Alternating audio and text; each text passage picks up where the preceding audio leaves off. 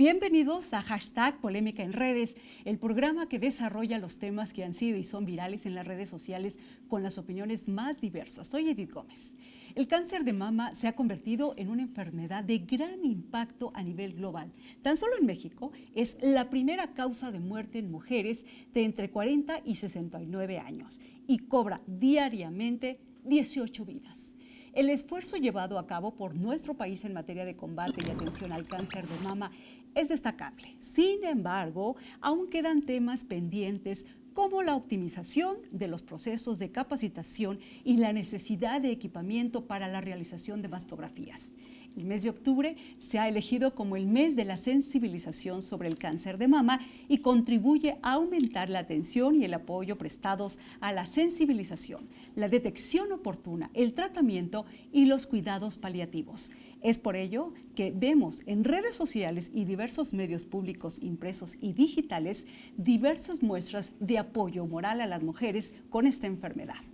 Hoy nos acompaña en el estudio Hashtag Polémica en Redes Elisa Puentes. Ella es directora de la Asociación Mexicana contra el Cáncer de Mama, Fundación CIMA. Bienvenida. Gracias. Gracias. El doctor Armando Ramírez Ramírez, él es jefe de la Unidad de Oncología del Hospital Juárez de México. Doctor. Muchas gracias por la invitación. Nos acompaña la doctora Magali Denise Peña Arriaga. Ella es gineco-oncóloga del Hospital Siglo XXI. Doctora, bienvenida. El doctor Pavel Miranda Aguirre es coordinador médico de la Fundación de Cáncer de Mama, FUCAM-AC. Doctor, ¿qué tal? Muchas gracias, Edith. Licenciada Gabriela Echeverría, directora clínica de la Fundación Salvati AC. Gracias. Bienvenida. Muchas gracias. Según la Organización Mundial de la Salud, cada 30 segundos en algún lugar del mundo se diagnostica un cáncer de mama. Y de acuerdo con la Secretaría de Salud del Gobierno de México, el cáncer de mama es el más frecuente en las mujeres, con un estimado de 1.67 millones de casos nuevos diagnosticados anualmente, representando así el 25% de cáncer en mujeres. Quisiera yo, por comenzar, que nos expliquen qué es el cáncer de mama. ¿Cómo se detecta? ¿Cómo es que surge en una mujer que ni se imaginaba que tiene cáncer de mama? Doctora, usted nos va a explicar. Bueno, pues el cáncer de mama, como tú bien lo dijiste, es la neoplasia más frecuente en México a partir del 2006.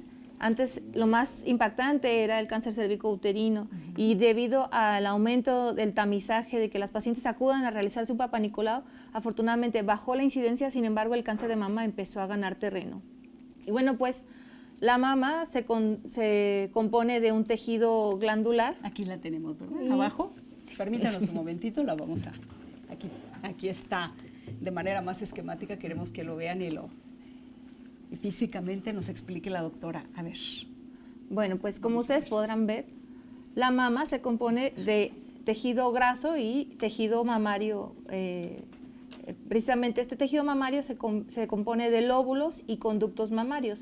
El cáncer más frecuente es el de los conductos mamarios, por los cuales viaja la leche para dar el seno materno, y este es el cáncer ductal.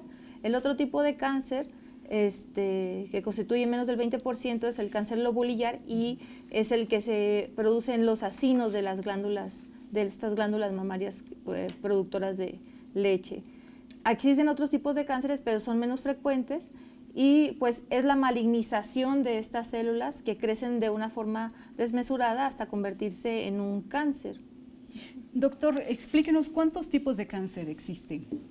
Quisiera comenzar diciendo, aterrizando lo que decimos en los datos. En México al año estamos diagnosticando 25,000, 26,000 casos de mama. De estos, y hay que decirlo que hemos trabajado mucho en los últimos años, actualmente solo fallecen alrededor de 7,000 pacientes. Entonces hagamos una buena relación, es hablar bien de la Secretaría de Salud. De 26,000 casos, únicamente estamos alrededor de 7,000 casos de cáncer de mama. ¿Cuáles son los cánceres más frecuentes? Lo dice la doctora, son los cánceres de los conductos y de los lobulillos. Imaginemos una mujer, los lobulillos es de donde se forma la leche y los conductos es por donde sale la leche hacia el areola del pezón. En los conductos y en los lobulillos es donde Prácticamente el 95-90% de los cánceres se forman en estos. Lo importante es que aparece el cáncer de mama después de los 40-45 años y nosotros tenemos una oportunidad muy importante para que las mujeres desde los 18 años empiecen a hacerse la autoexploración. Oiga, doctor, pero tenemos conocimiento de que cuando el cáncer se detecta o se presenta en edades menores, digamos de 25 años o de 30 años, es muy agresivo. O sea, quizá es menos el porcentaje, sin embargo, hablamos de que sí es un cáncer muy agresivo, según hemos leído. Bueno, anteriormente, remontémonos hace 15 o hace 10 años, la mayoría de los cánceres los diagnosticábamos en una etapa 3. El cáncer tiene 4 etapas y estábamos en la etapa 3. Actualmente, gracias al trabajo de la sociedad civil organizada, de esta colaboración, encontramos más casos de cáncer no invasor o no agresivo en mujeres más tempranas. Si las mujeres comienzan a los 18 años y sabemos que el cáncer les va a dar a los 40, 50, 60 años, como es el promedio actual, entonces a los 18, 30, 40 años les vamos a encontrar, sí, pero para que nos entienda la gente, le vamos a encontrar principios de cáncer o un cáncer muy localizado y este es completamente curable. Sin embargo, aunque tengan 40 años, o sea, siempre hay que estarse autoexplorando. Hoy se habla de menores de edad también que se tienen que autoexplorar. Doctor, explíquenos en ese caso. Las mujeres, las menores de edad, también tendrían que hacerlo. Sí, desde luego. Aquí lo importante es distinguir la mastografía, que es un método del que estamos hablando ahorita, con dos fines principalmente. Y esto a veces puede sonar un poco tabú porque dicen, bueno, si es menor de 40 años no le hagas una mastografía porque tiene menos de 40 años y a partir de los 40 años hazle una mastografía. Hay dos tipos de mastografía, una que han comentado, la mastografía de escrutinio, que es a partir de los 40 años. Esta mastografía tiene el objeto de detectar casos de lo más temprano que se pueda de cáncer de mama. Sin embargo, una mastografía y un ultrasonido se deben realizar de forma diagnóstica, que es distinto en cuanto se detecte cualquier tipo de síntoma. Por esa razón es importante que la mujer en el momento, y se dice que debe ser el momento que empieza a menstruar, y esto para que se empiece a conocer su cuerpo, porque empieza a familiarizarse con sus mamas, en el momento en que empieza a menstruar, haga la autoexploración mamaria. Cada mes, durante los primeros días después de la regla y a partir de la menopausia, agarrar un día fijo al mes para que de esta forma se haga costumbre y se empiece a revisar constantemente. En el momento en que una mujer se ha detectado, autodetectado una lesión, que puede ser un nódulo, una bolita, engrosamiento en la piel, cambios en la piel, secreción a través del pezón, hundimientos, es el momento de realizar tanto estudios diagnósticos como una valoración por algún especialista. Por esto es importantísimo la autoexploración mamaria. Ahora bien, cuando escuchamos hablar de cáncer de mama, pensamos en las mujeres únicamente. Sin embargo, en el hombre también se da el cáncer de mama. Y quisiera que nos hablaran, aunque es un menor porcentaje, pero se habla que también es muy agresivo en el caso de los hombres. Adelante. De hecho, es solamente un 1% el cáncer que vemos en hombres, en cáncer de mama. El problema de los hombres es que la desidia los lleva a esperar mucho tiempo. La pena, se quizá dice decir, que a mí no me toca, de ¿no? que un hombre se detecta algo, a que acude a un médico puede pasar alrededor de 1 año y medio. ¿Y qué pasa en ese año y medio? Pues es un tiempo que se pierde de atender al paciente y llegan con cánceres muy avanzados. Y en el caso de los hombres, ¿cómo se tienen que autoexplorar? ¿Alguien de los médicos nos puede decir cómo se autoexplora un hombre? Pues, digo, básicamente es igual que la autoexploración que hace la mujer. Inicialmente se inspecciona la zona, idealmente frente a un espejo, y después de eso se pasa a la autoexploración. En la mujer y también en el hombre es muy similar, la inspección frente a un espejo y después la misma posición, sentado, parada, empezar a tocarse los pechos, los senos de forma circular, desde la periferia hasta el centro, o bien de forma radial, como los rayos de la bicicleta, siguiendo un orden. El punto aquí importante es que se siga un orden en la exploración, y básicamente es con los 3 yemas de los dedos, del índice, medio y anular, y estar haciendo circulitos para tocarse el seno. Esa es básicamente la forma de explorarse, tanto en hombres y mujeres. Desde luego es mucho más sencillo en hombres y es más fácil detectarse. Creo que aquí el punto es lo que dice, que en este sentido, es más la desidia, que desafortunadamente también se presenta en mujeres, también ellas mismas se pueden detectar una lesión, y por algunas cosas que ya creo que comentaremos más adelante, nos lleva a que pase mucho tiempo. Y bueno, este es el problema. En los hombres es mucho más fácil detectarlos, porque evidentemente la mama no está tan desarrollada como la mujer. Y bueno, esta es una ventaja. La desventaja, bueno, que se tarda mucho tiempo. Y en ese sentido está plenamente demostrado que mientras más tiempo tarde un hombre o una mujer en buscar atención médica, en atenderse un cáncer, esto impacta directamente en la sobrevida, es decir, la posibilidad de que hombre o mujer libre la batalla contra el cáncer de mama. Ahora bien, yo le preguntaría, en el caso de las mujeres, cuando ya se detecta, tienes cáncer, ¿sí? O sea, lo primero que nos da es terror, nos da un miedo, ¿no? Y te escondes y no quieres saber nada. Sin embargo, ¿qué hay que decirles hoy a las mujeres cuando te dicen tienes cáncer? Yo creo que lo primero que debía de decirle a una mujer y a un hombre es que a todos nos va a dar miedo. Todos vamos a tener que enfrentar ese paso, pero que lo que nos debería de dar terror es no saber. Sí nos va a dar miedo y tenemos que tomarle la mano a ese miedo, porque al final del día no hay manera de brincarlo. Hasta la gente, tú lo debes de saber, Gaby, la gente que trabaja y tiene años trabajando, le detectan una bolita y es así de ¿ya fuiste? No. O sea, Exacto. porque Eso todos somos seres humanos, al final del día no podemos evitar eso. Sin embargo, el hecho de tener conciencia de que sí, mueren 18 mujeres a causa de este padecimiento diario en nuestro país, pero tenemos una ventana de oportunidad enorme que no estamos considerando, que es el ver nuestro cuerpo, conocer nuestro cuerpo, porque si lo podemos detectar a tiempo, la historia cambia. El cáncer no tendría que ser el sinónimo de muerte que aparentemente es hoy, porque el 90% de los casos se detectan en una etapa tardía. Si nosotros como mujeres asumimos que el seno es un órgano que tenemos que aprender a conocer, que ningún seno es igual a otro, y no nomás tocarlo, sino observarlo, porque si la posición de nuestros senos es tal y de repente se mueve, eso es indicativo de que quizá hay algo ahí que tiene uno que consultar para ver si no hay un tumor que no es palpable, pero que está adentro y varía precisamente la posición del seno y todo lo que decía el doctor, ¿no? Enrojecimientos y demás. Pero si no estamos acostumbrados a conocer esa parte de nuestro cuerpo al tacto y a la vista, no vamos a poder detectar. Doctor. Sí, la invitada nos comenta que el 90% llegan en etapas avanzadas. Eso era hace 10 o 15 años. Realmente ahorita lo que estamos combatiendo no.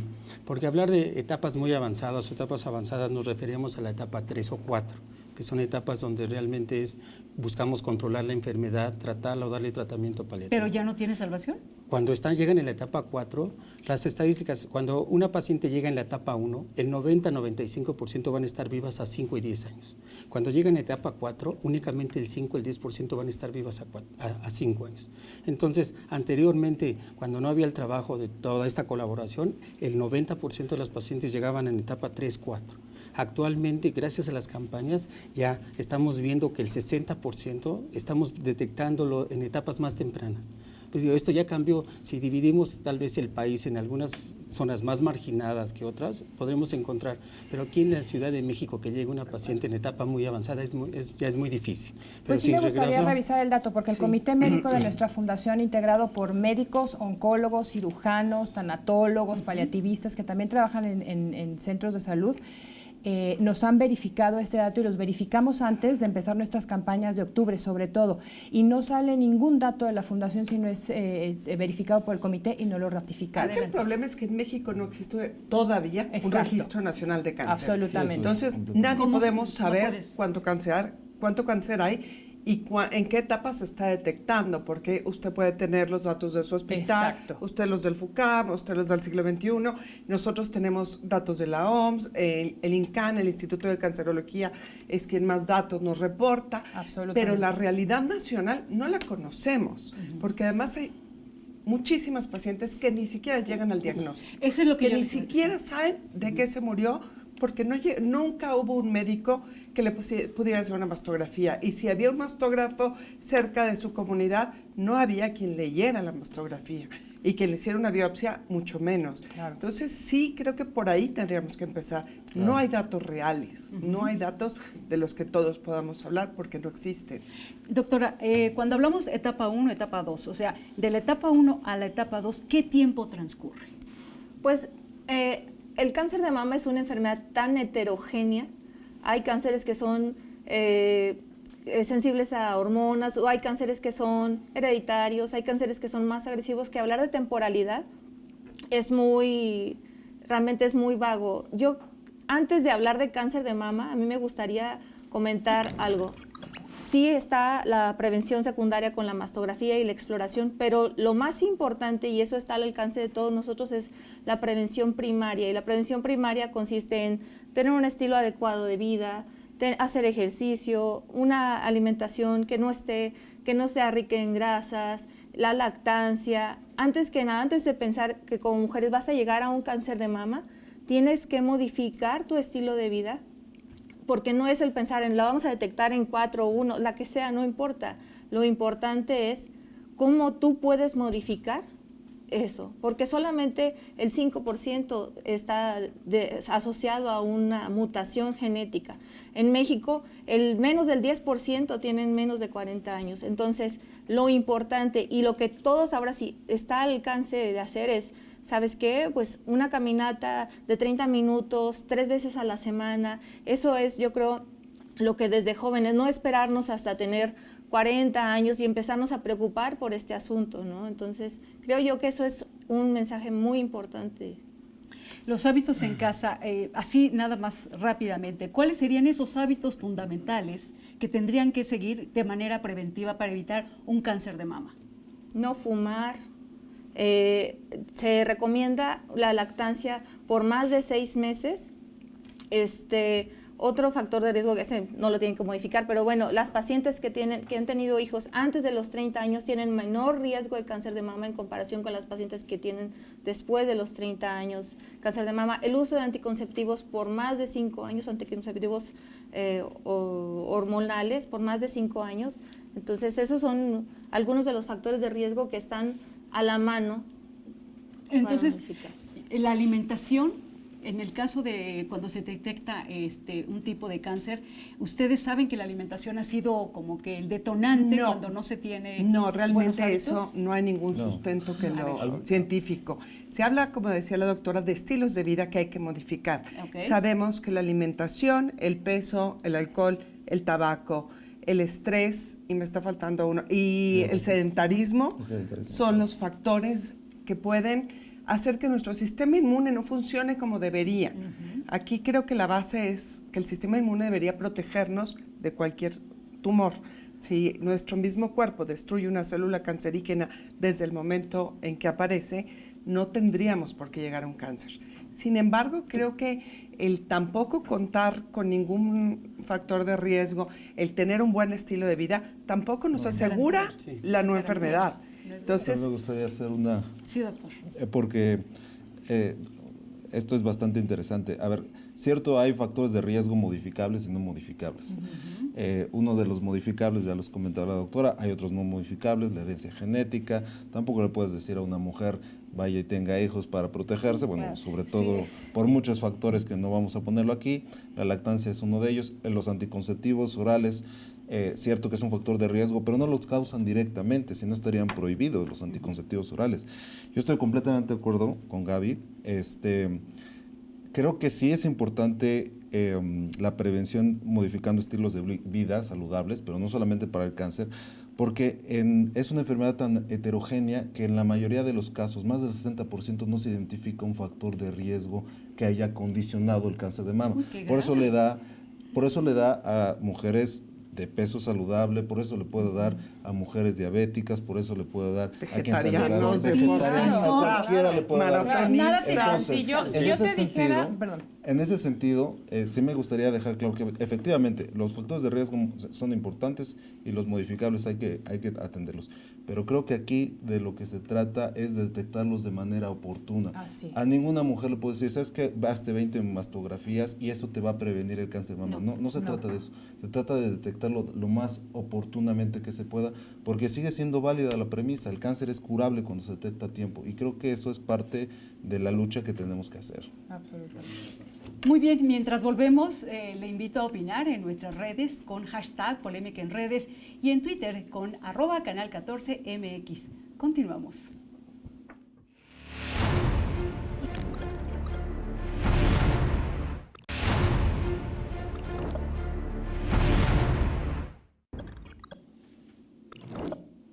Y ahora nos vamos directamente con los factores de riesgo en el caso del cáncer de mama. ¿Cuáles son esos factores? Ser mujer, más de 18 años, mayor de edad, antecedentes familiares de cáncer, también estos son algunos de los factores de riesgo.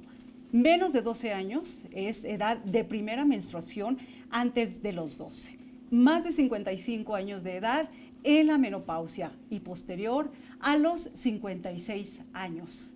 Finalmente, el uso de terapia hormonal también es otro de los riesgos. No tener hijos en el caso del cáncer de mama es otro aspecto. Antecedentes a exposición a radiación en el pecho.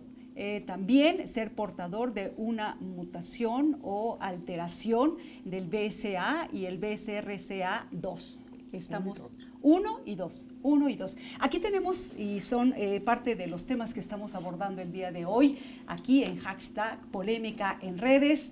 Y por supuesto que nos están indicando que también tenemos otro aspecto que es muy importante. Hablamos de los hombres al principio del programa. Menos del 1% de todos los casos de cáncer de mama se producen en hombres. ¿Así es? Así. Correcto. Sí. Doctor, adelante. Sí. Hay que ser muy puntual en que el cáncer de mama se desarrolla, la mayoría, y es nuestra teoría, que es debido a la hormona de la mujer. Entonces, ¿cuáles son los factores de riesgo? Es definido como característica o cualidad que aumenta un riesgo de padecer X enfermedad. Lo único que tenemos que ser mujer y ser mayor de 40 años, ya estamos en riesgo promedio de tener cáncer de mama. Dígame qué mujer se salva. Oye, eres mujer y tienes más de 40 años, ya estás en el riesgo. Si le agregamos que no tuviste hijos, si le agregamos que no amamantaste, si le agregamos que tu abuela y tu madre tuvieron cáncer de mama, si le agregamos que no, el sedentarismo, va aumentando el riesgo. Pero creo que hay que ser muy puntual. ¿Por qué es un problema? Porque no hay una mujer que esté a salvo. Todas las mujeres, nada más por tener hormona femenina y llegar a la edad de riesgo, todo el mundo está en riesgo. Eso hay que ser. Habrá otras circunstancias que aumentan este riesgo, pero realmente lo que debemos de prevenir es que el cáncer se presente en etapas avanzadas. Si bien no podemos evitar que una mujer tenga hormona femenina y llegue a cierta edad, sí podemos esperar encontrar estos tumores en etapas muy tempranas, diagnosticarlos, tratarlos oportunamente y permitir que la mujer siga su vida sin el cáncer. Sin embargo, seguimos con el tema de la edad. Exactamente, sí. Como menciona el doctor, lo más común es encontrarlo en mujeres mayores de 40, pero es más común cada día encontrarlo en mujeres más jóvenes. Sabemos que a partir de hace unos 2-3 años, ya un 18% de los casos son detectados en mujeres menores de 30 años. Son mujeres muy jóvenes y son mujeres que seguramente no tenían antecedentes familiares y no contaban con alguno de estos factores de riesgo. Creo que una forma muy sencilla de explicarlo es, desde el momento en que naces, compraste un boleto para la rifa del cáncer y con cada año te van dando otro. Y si además fumas, te dan 5 más. Y si además no haces ejercicio, tienes 3 más. Y entre más factores le vas aumentando, son más boletos para la rifa, tienes más probabilidades, lo cual no quiere decir que te va a dar. Puedes tener el 90% de los boletos y a lo mejor tampoco te va a dar. Entonces, enfocarnos en por qué da o por qué no da, claro que hay que tratar de tener una vida mucho más saludable, pero más bien es, si me va a dar, como dice el doctor, hay que detectarlo y hay que detectarlo lo antes posible. Doctora Arriaga, yo le pregunto, usted viene de un centro médico en donde se concentra este tema tan importante. ¿Cuál es el panorama que ustedes han detectado? ¿Han cambiado los escenarios? ¿Han cambiado las dinámicas? ¿Ha cambiado el tipo de cáncer que se está presentando? Por ejemplo, hablamos de las edades y tenemos la idea que es de los 40, pero ahorita estamos escuchando que las menores de edad también lo están presentando ya cada vez de mayor manera. Precisamente el año pasado el instituto sacó una aplicación digital para intentar de llegar un poquito más a más pacientes. Entonces, en esta aplicación digital la paciente luego baja y de entrada te pregunta, ¿no? ¿Te has sentido una bolita? Y te hace otra serie de preguntas, pero prácticamente si la paciente ha notado la aparición de un bulto, esta misma aplicación te lleva a que en ese momento tú saques una cita con el primer nivel, porque eso sí es inevitable, y tienes que sacar la cita con el médico familiar. En ese momento en el que la paciente se lo detecta, en tu mismo celular puede hacer la cita para que el médico la explore y solicite el estudio pertinente en esa paciente. Además de eso, pregunta otro tipo de factores de riesgo, si hay cáncer en la familia, etcétera, y de acuerdo a eso te da un riesgo, y si la paciente tiene más de 40 años, también te recuerda si ya te hiciste tu mastografía y te canaliza para que en ese momento saques una cita y te realicen tu estudio de tamizaje. Entonces, ¿qué éxito ha tenido esta aplicación? Pues tiene ahorita un éxito como tal, aún no se ha medido, tiene apenas unos meses que salió. Te soy honesta, incluso yo te puedo decir, me chequé mi correo hace un mes porque tenía que dar un tema de esto, y yo tenía 2 correos del instituto, como que ellos te tienen registrado, y tenía 2 correos para que yo hiciera este algoritmo y me sacara mi riesgo y así yo pudiera hacerlo, porque ellos ya tienen tus datos en cuanto a localizar. ¿Cómo se puede bajar la aplicación? ¿Cómo es el sistema? Bueno, en el iPhone. Sí, claro. Puedes bajar, nada más se llama la aplicación IMSS Digital, y tú bajas la aplicación y dice checklist, entonces ya ahí entras para que te haga tu chequeo, y además de esto puedes entrar a diabetes, hipertensión. ¿Aunque no seas derechohabiente? Tienes que ser derechohabiente. Esa es la cuestión. O sea, y esos mecanismos ya tendrían que existir en general, ¿no? Justo creo que, es un esfuerzo que está haciendo una de las instituciones de salud más importantes en México. Pero bueno, en realidad este esfuerzo se tiene que nacionalizar, se tiene que generalizar. Yo decía al inicio, el problema real de cáncer de mama, sí se pueden modificar los hábitos, eso no lo va a prevenir, difícilmente lo va a prevenir. La única prevención primaria real que existiría de decir, no te voy a prevenir de que te dé cáncer, son los factores de riesgo bien identificados que mencionábamos, los BRCA1 o gen BRCA1 y BRCA2. Si está mutado, bueno, se toma antes de que desarrolles un cáncer de mama, ya sabes que lo vas a desarrollar en aproximadamente 80% de los casos, y ahí se toma alguna medida preventiva, como puede ser incluso una mastectomía profiláctica, una mastectomía reductora de riesgo. Esa es la única forma real de prevenir al 100% un cáncer de mama en cuanto a prevención primaria. ¿Y ese tipo de cáncer es fácil de detectar o no? No, estamos hablando antes de que te dé cáncer. Sí, porque vamos a recordar el caso de la actriz, ¿no? Claro, por supuesto, es el mejor ejemplo. Es el mejor ejemplo. Te detectas un BRCA mutado, sabes que va a dar en 80% de probabilidades un cáncer de mama, sabes que tomamos una determinación, y claro, no es para cualquier mujer, se necesita tener unas características muy especiales, pero puede ser una opción de tratamiento como lo hizo ella. Ahora, desafortunadamente, ese tipo de cáncer o ese tipo de riesgo solamente existe en 20% de todos los cánceres, es decir, el cáncer que se asocia a los genes, a las mutaciones genéticas de estos 2 genes principalmente, aunque hay otros, solamente representa el 80%. Entonces, de lo que se trata, creo que de los esfuerzos en el sistema de salud deben ser a la atención oportuna de este cáncer, es decir, no solamente lo detectamos a tiempo con todas las campañas que se están haciendo, etcétera, sino lo tratamos lo más pronto posible, es decir, antes de que pase un mes, 2 meses, ya después de 2 meses tratar un cáncer de mama, ya seguramente ya no va a ser lo mejor. Uy, qué riesgo tan alto. Yo me gustaría saber, en el caso ya de los tratamientos directamente, hay quienes te dicen, con el ultrasonido es suficiente, en el ultrasonido no hay ningún indicador que te remita a que te realices la mastografía. ¿Es confiable el ultrasonido cuando te dicen no te hagas la mastografía? A mí me gustaría saber si es... Pues yo creo que aquí más bien no es tanto que sea confiable o no el estudio en sí mismo, creo que habría que ver a dónde vas a hacerte el estudio.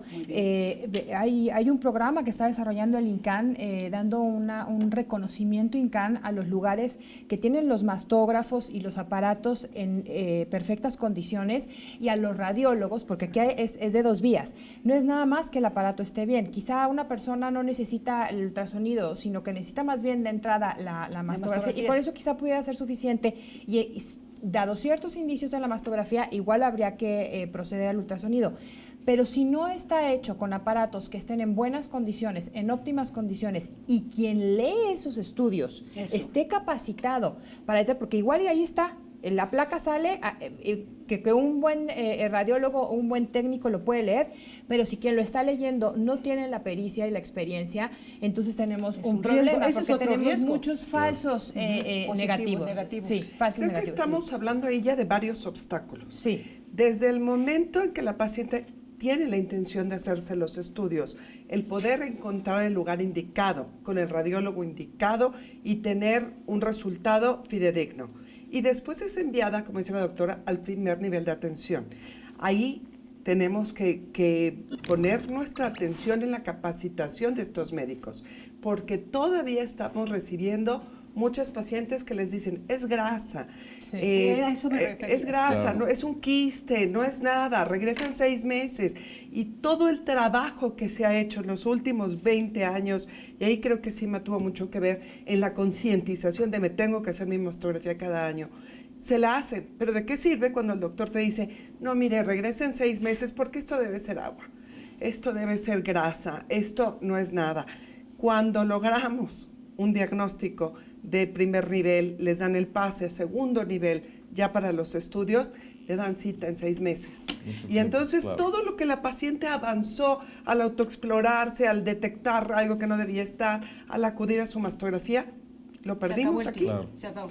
Doctor, ¿qué instituciones? Bueno, el FUCAM es uno de ellos, es un pilar en este tema. Sin embargo, ¿qué otras instituciones, sobre todo aquellas personas, aquellas mujeres, hombres que no tienen acceso a un IMSS, a un ISSSTE, ¿a dónde acuden?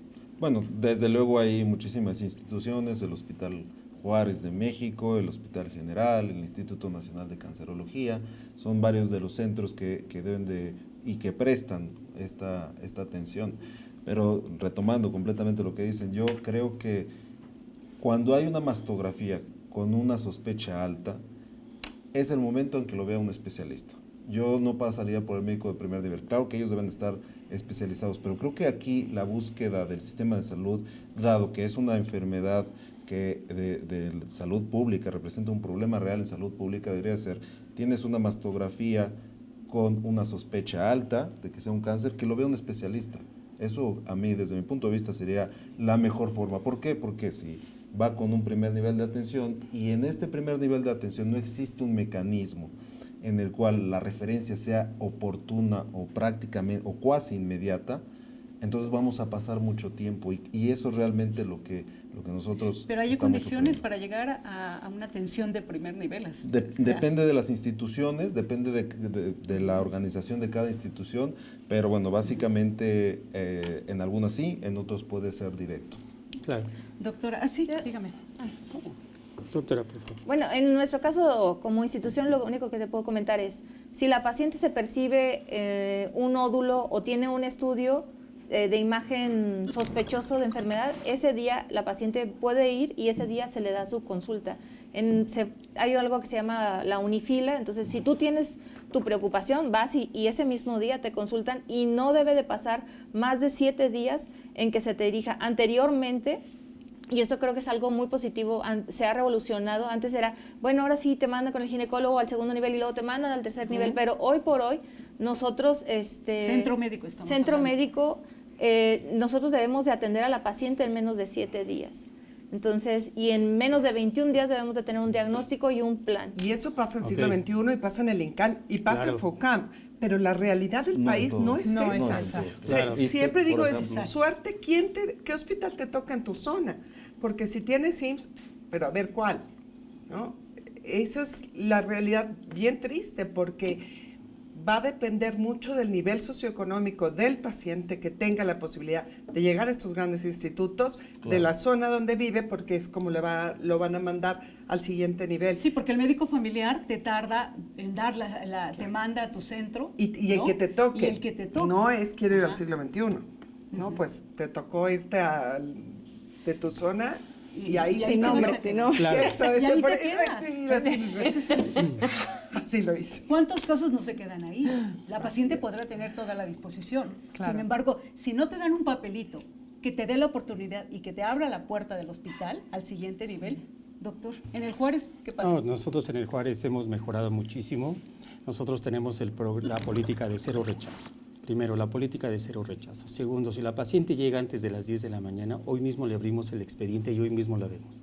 Y la biopsia para el tumor de mama lo hacemos en un día o dos. Y luego tenemos, nuestro reto es que los estudios de radiología, imagen y los resultados de biopsia en 2 semanas, porque tenemos un programa que antes de 4 semanas ya debe de empezar el tratamiento, ya no el diagnóstico, sino el tratamiento, porque esa es la diferencia entre tener posibilidad económica. Usted vaya a una institución privada y en 10 días tenemos todo. ¿Ya está operado? Está hasta, tal vez Ya hasta está operado. operado. El problema es pasar estos resultados a las instituciones públicas. Nosotros como centros oncológicos tenemos que garantizarle a un paciente que los procedimientos sean ágiles.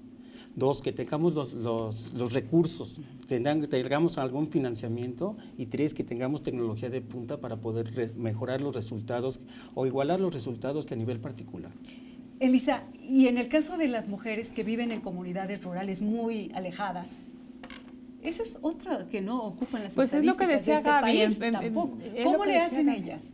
Pues tienen mucha dificultad. De hecho, tenemos un programa en Fundación CIMA que le llamamos programas comunitarios y hablando con la gente de la Secretaría de Salud, seleccionamos una región marginal que tenga alta incidencia en cáncer y lo que hacemos es capacitar a las mujeres con diferentes talleres y capacitarlas para que a su vez capaciten, y al mismo tiempo estamos trabajando con la gente de los centros de salud que las atiende para también capacitarlos a ellos y unirlos en una comunidad que puedan llevar a cabo de la mejor manera y con los aparatos que tienen el tamizaje.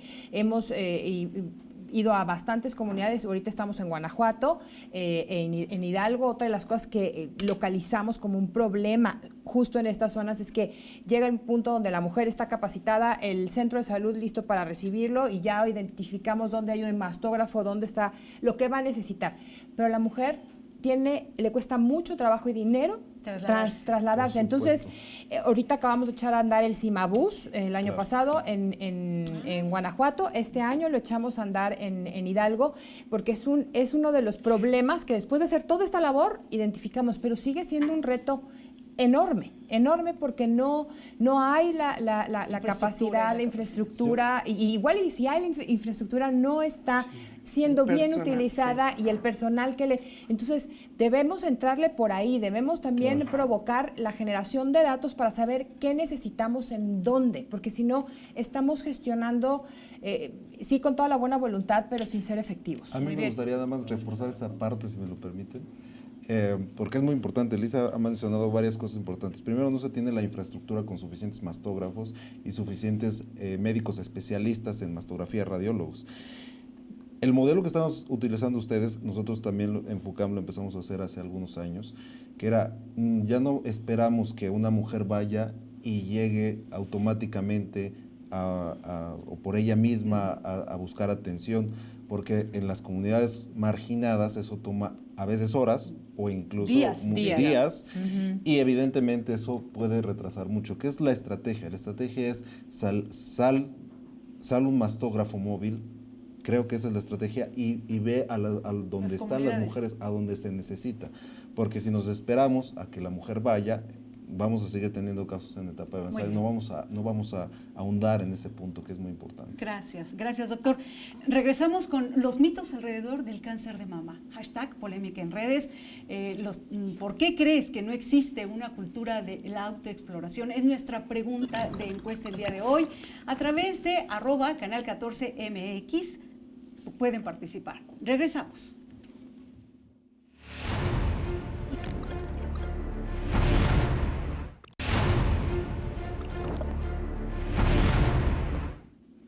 Gracias a nuestras audiencias por sus opiniones y comentarios en #polémica en redes.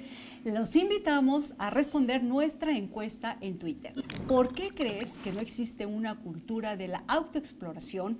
Y, por favor, opinen en nuestras redes, @canal14mx. A ver, mitos y realidades alrededor del cáncer de mama. ¿Qué es un mito en el cáncer, en el tipo de cáncer de mama? Se dice que las mastografías te hacen daño. Doctor, el médico, es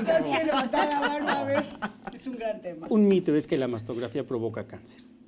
Un mito es que la mastografía no sirve para diagnosticar el cáncer. Hay estudios donde se demuestra que en las mujeres entre 35 y 50 años disminuye así francamente la mortalidad por cáncer. Entonces hay que decirle a las mujeres que la única forma real de encontrar un cáncer en etapa temprana y poderse curar es hacerse mastografías. ¿Por qué las mujeres no van al médico? Y eso nos pasa en México. Oye, ¿por qué quieres que vaya si no tengo algo? Por eso, porque ahorita no te sientes algo. El día que vayas, cuando tú te toques algo, ya estás en otra etapa de la enfermedad. Entonces en México tenemos esto que decían las abuelas, tengo una bolita, no te toques, pasará. Oye, ¿por qué me hago algo si no tengo? ¿Por qué quieres que me haga un estudio de los pechos si no tengo nada en los pechos? Por eso, porque ahorita es el tiempo de que si encontramos algo te vas a curar. O sea, la mastografía no hace daño. No, pues. O sea, no te va a provocar nada. Al día de hoy es lo único que diagnostica un cáncer en etapa muy temprana, es la mastografía. Ahora bien, es como en el caso de la diabetes, que te dicen, te dio diabetes porque te enojaste, ese me encanta. diabetes por infinidad de situaciones de esa índole, ¿no? Yo he ido de más, por rencorosa, por egoísta, por golfa, porque mi hija se embarazó, entonces yo me dio cáncer de coraje, porque mi marido me dejó, bueno, una cantidad de cosas que provocan cáncer. No, la realidad es que no hay un solo estudio sustentado científicamente que diga que una emoción mal manejada puede provocar cáncer. Tiene que ver con el sistema inmune nuevamente, ¿no? Con la depresión del sistema inmune. Si yo estoy muy estresada, si no duermo bien, si no me alimento bien, seguramente mi sistema inmune se atonta, se debilita y me puede dar gripa o me puede dar cáncer. O sea, no tiene que ver con el cómo soy o cómo es mi carácter. Tiene más que ver con que se conjunten muchos factores en el mismo momento. A mí me gustaría decir, el cáncer es una enfermedad crónico-degenerativa, al igual que la diabetes mellitus y la hipertensión que aparecen conforme la población va envejeciendo, igual. Si usted ve las estadísticas, cuánto cáncer aparece a los 30, a los 40 años, no se compara cuando la población rebasa 50 años, la cantidad de casos de cáncer se duplica, y cuando rebasamos 60 años, aumenta, y cuando rebasamos 70 años, más. Entonces, esto es una situación de envejecimiento de la población. Solamente ser hombre, cáncer de próstata, pero es la misma relación, es que viene pegado a esto de que le llamamos envejecimiento. Entonces, que quede muy claro que solamente con pasar de los 50 años ya estamos en el riesgo de los cánceres de mama, cánceres cervicuterino, cáncer de próstata, cáncer de pulmón, cáncer de colon y todos los cánceres. Vamos a ver que la edad es el principal factor. Doctora, quisiera preguntar, sí, adelante. Dicen que cada vez hay más cáncer, lo cual es cierto, pero tiene una explicación muy lógica. Cada vez somos más y cada vez somos una población mayor. Más vieja, sí. Entonces, no es que estemos alimentando la comida, porque ahora le meten al alimento. Hay muchos mitos alrededor de la alimentación y el cáncer. La realidad es que al día de hoy no hay nada comprobado. Tiene más que ver con esto que decía el doctor, el envejecimiento celular, y es una población más vieja y más grande. Doctora, yo le quiero preguntar, en el caso de las mujeres que ya están en tratamiento, en centro médico, por ejemplo, ¿cuántas llevan a cabo perfectamente y como debe ser su tratamiento? También existe un riesgo muy alto de que abandonan los tratamientos. La cifra exacta no te la podría decir, pero la verdad es que la mayoría se apegan. Mucho de lo que da miedo, pues precisamente son estos mitos, ¿no? Pero la verdad la mayoría se apegan, y yo creo que el éxito del apego es que el médico especialista te explique qué es lo que tú vas a ir pasando, porque evidentemente son tratamientos que sí tienen efectos secundarios, que en el momento en donde tú los pones en la balanza, estos efectos secundarios son menores que el beneficio que vas a obtener. Y otra cosa que me gustaría mencionar, y es un mito, yo creo que de los más frecuentes, es si te hacen la biopsia del tumor, se te va a regar el cáncer. Entonces, sí es importante regresarnos un poquito. La mastografía te da una calificación, por así decirlo, de acuerdo a lo que vea y el riesgo de que seas cáncer, ¿no? Pero al final del día, el diagnóstico del cáncer de mama se realiza por una biopsia. Si no tienes una biopsia, si no tienes tejido, no puedes decir que esa paciente tiene cáncer. Todo lo demás son probabilidades, dependiendo de lo que se vea. Entonces, la biopsia debe ser realizada por el médico especialista. Entonces, idealmente debe ser por una aunque depende del tipo de cáncer, en qué etapa está y todo esto, pero debe ser por una aguja de corte, donde solamente se haga una punción, o por ejemplo, si es en una etapa in situ, hay otros tipos de técnicas, pero lo importante es, el diagnóstico se hace con la biopsia, y la biopsia no va a hacer que el cáncer se riegue. Edith, a mí me gustaría nada más comentar, ¿por qué es importante desmitificar este tipo de mitos como el que menciona Gaby, el que menciona la doctora Magali? Porque para empezar a decir que el cáncer es multifactorial, pero después de eso, este mito de decir me dio porque tuve una depresión, un coraje, ya empieza como que a autoculpar a la mujer de que por ella o por alguien más se desarrolló su cáncer. Y esto es un problema porque cuando uno les da una noticia de que sabes que tienes cáncer, de por sí ya la noticia es fuerte, es dolorosa, además le añade a la mujer un sentimiento de culpabilidad y tiene que lidiar con eso. Aparte de que tiene cáncer, tiene que decir, bueno, y fue por mi culpa porque comí, porque hice un coraje, porque me dejó el marido, en fin, muchísimas cosas que ya no ayudan a la salud mental de la mujer. Y hoy por hoy no solamente tratamos el cáncer, sino también el estado emocional de la mujer. Eso es muy importante. Claro. ¿Qué pasa después de que ya te extirparon las mamas y viene un problema psicológico también muy fuerte? Bueno, la rehabilitación o la recuperación después del cáncer, también ahí intervienen muchos factores y muchos especialistas en los que claro, pocas veces podemos encontrar. Nosotros, por ejemplo, en Fundación Salvati tenemos un programa multidisciplinario donde está la nutrióloga oncológica, que va a ayudar con pura alimentación a controlar casi todos los síntomas que pueden dar estos tratamientos. Tenemos a la psicooncóloga, que va a ayudar a la paciente a superar todas estas pérdidas que trae el cáncer, porque el cáncer es una enfermedad llena de pérdidas. Y tenemos a la fisioterapeuta oncológica, que va a ayudar a prevenir el linfedema y a recuperar el movimiento y el control de dolor. Y tenemos a la de oncoimagen y tenemos la navegación, que ayuda a que la paciente entienda que es un carcinoma ductal infiltrante 3 HER2 positivo, ¿no? Que podría ser, claro, es un idioma completamente desconocido por una paciente, pero si entiendo qué tengo, qué me van a hacer, por qué me están dando a mi quimio primero, y a la que está al lado de mí en la sala de espera, la operaron primero y luego le dieron quimio, y a ella le dan pastillas y a mí vacunas, y a la de enfrente no le dan nada.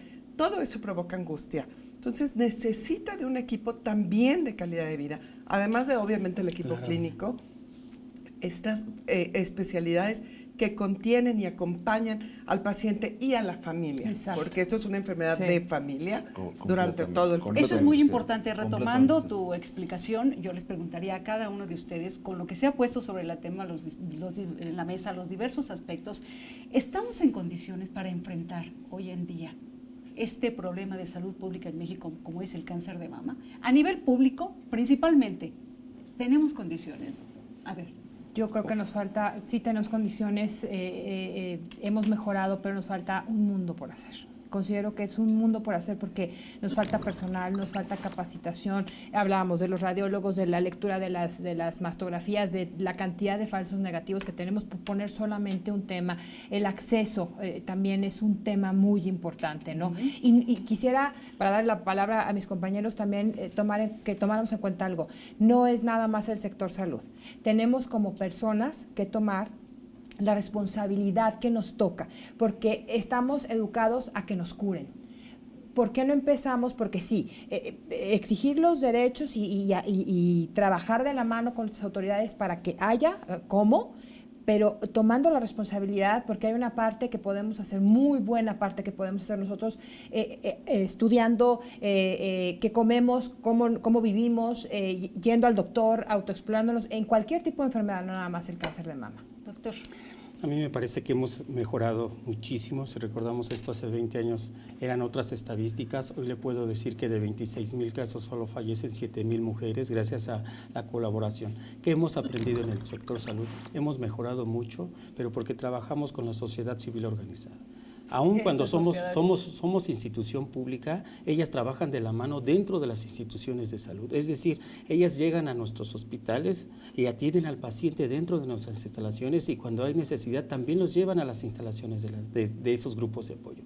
Entonces, ¿qué pasa? Nosotros cumplimos con la parte médica, clínica, pero nos apoyamos en la sociedad civil porque, repito, una mujer, el tratamiento es disciplinario, y hay disciplinas donde nosotros las damos, pero ellos los dan mejor. Muy bien. Doctora.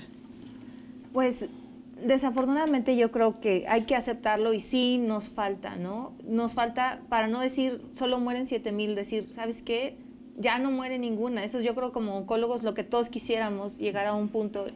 Entonces, definitivamente sí nos falta poder realizar, realmente tener un tamizaje, porque no es un tamizaje como tal, porque no cubrimos a la población en general, no se cubre a la población que se debería de cubrir para decir que en México hay un tamizaje para cáncer de mama. No lo hay en realidad. Entonces, sí nos falta, y lo importante es, pues, concientizar a la gente para utilizar esa ventana de oportunidad y que todos exijan ese derecho, porque no van a veces sí, pues, no van a llegar a tu casa y decir, sabes que ve y tú pide tu estudio. O sea, tenemos que exigir también. Doctor. Vamos por buen camino, pero falta. Definitivamente Qué falta. bueno que lo dice. Vamos por buen camino. Algo positivo. Sí, vamos por buen camino porque afortunadamente en el área metropolitana existen muchísimas instituciones que lo estamos haciendo y lo estamos haciendo bien, definitivamente, pero falta ofrecerle a todo el país la oportunidad de que un cáncer de mama se trata de forma multidisciplinaria, de que un cáncer de mama no solamente se diagnostique a tiempo, sino se trate inmediatamente, que el sistema de referencia sea menos de un mes para que una paciente esté recibiendo su primer tratamiento dentro del primer mes. Menos de un mes. Menos de un mes. Eso es lo que, la clave. Hacia dónde vamos, pero que esto además se ofrezca en todo el país. Eso es lo que falta. Gabriela. Definitivamente de hace, ya no digamos 20, de hace 10 años ahorita, es todo un mundo de diferencia. La buena noticia es que el cáncer ya no es una sentencia de muerte, que ahora contamos y los médicos tienen mucho más recursos para curar pacientes, y cuando en el caso de las pacientes metastásicas o etapa 4 ya no se pueden curar, tampoco es una sentencia de muerte inmediata. Son pacientes que van a vivir muchos años con la enfermedad. Entonces creo que tenemos que invertir más recursos en la calidad de vida de todas estas pacientes que ahora van a seguir viviendo. Desde el momento en que los planes de salud, como el Seguro Popular, se hicieron para cubrirlas por 5 años, ahora sabemos que van a vivir y probablemente van a vivir enfermas muchos más años. Tenemos que volver a crear una nueva forma de tratar a estas pacientes porque nos está rebasando. Y bueno, esperemos ir para buen camino. Bueno, terminamos esta mesa tan interesante. Agradecemos a Capital 21 por su colaboración y hacer posible la realización de este programa. Te invitamos a expresar tu opinión en nuestra encuesta en Twitter, en @canal14mx y en nuestras redes utilizando #polémica en redes, y no pierda de vista este tema. Gracias por haber estado con nosotros. Gracias. Y a nuestro público, gracias por autoexplorarse.